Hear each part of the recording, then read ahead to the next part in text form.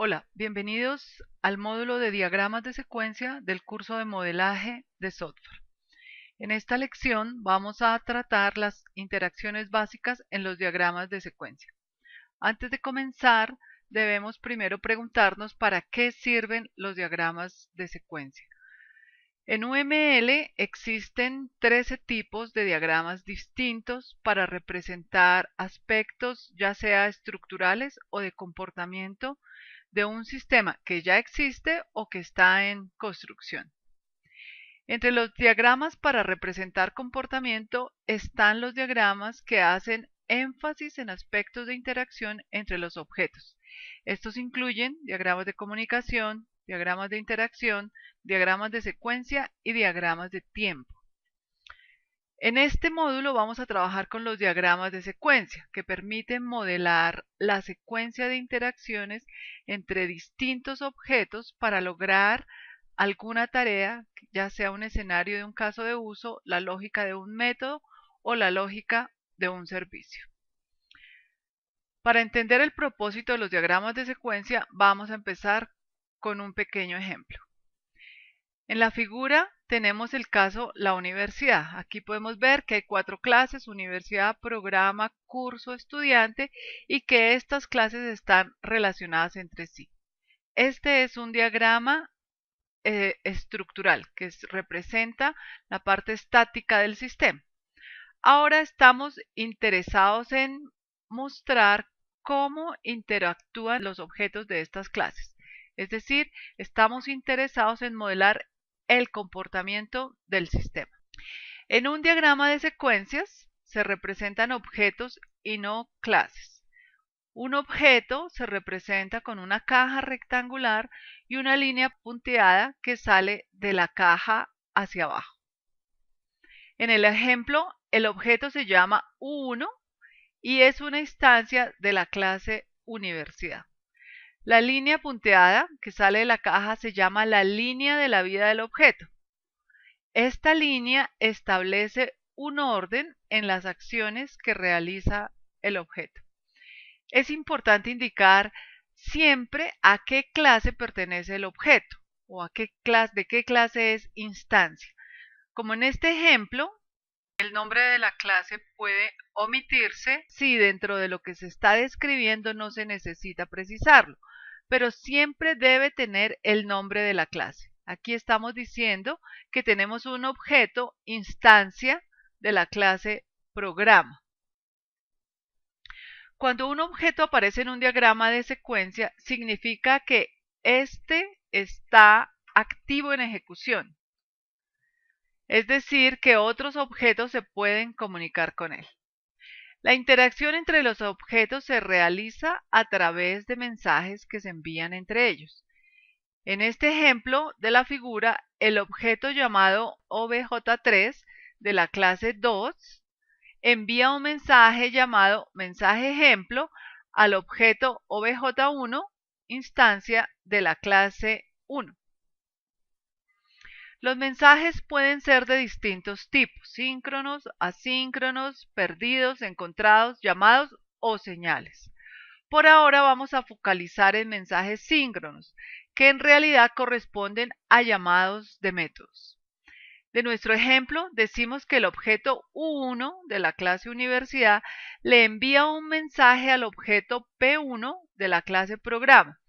En este ejemplo, el mensaje corresponde al llamado del método dar nombre.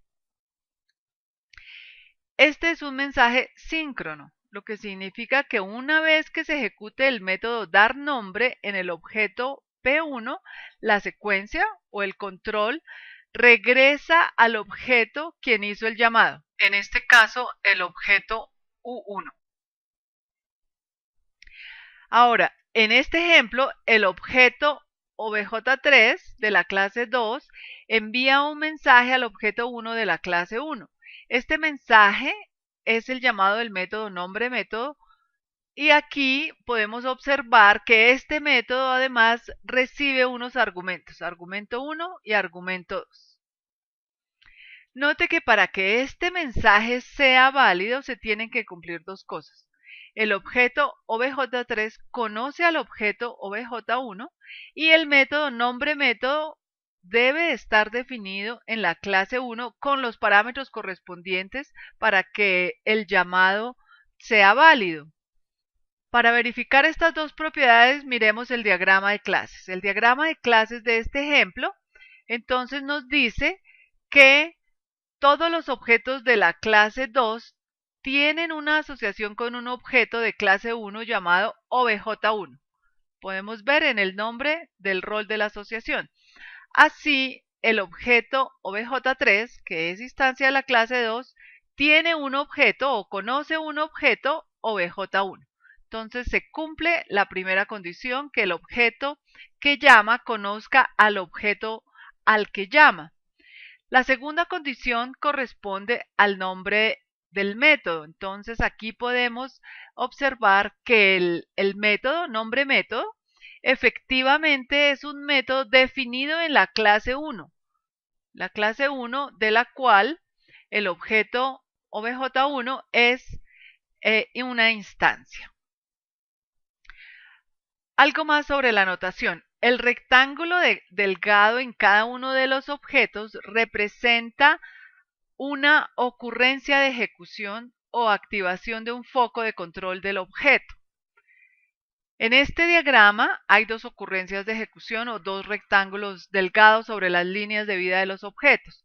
En el primer caso, se está representando que la invocación al método ocurrió durante ese foco de control.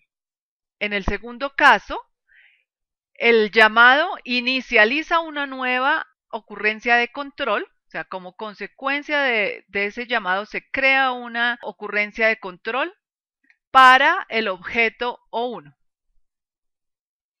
Cuando se termina esa ejecución de ese método, se acaba la ocurrencia de ejecución y es como si el objeto 1, quedara de nuevo en reposo listo para que otros objetos se comuniquen con él. Dado que en estos ejemplos nuestros métodos son todos síncronos, una vez que se termina la ejecución del método en el objeto 1, el control regresa al objeto 3 después del llamado, donde se está indicando con la línea roja en esta figura. Si el llamado del método fuera asíncrono, se debe indicar el regreso del llamado. ¿A dónde va el regreso del llamado? En este caso, de este ejemplo en la figura, el regreso va de nuevo a la ocurrencia de ejecución del objeto que llamó. Para aclarar algo sobre la notación, la diferencia entre síncrono y asíncrono está en la forma de la flecha del mensaje, como se puede observar en la figura.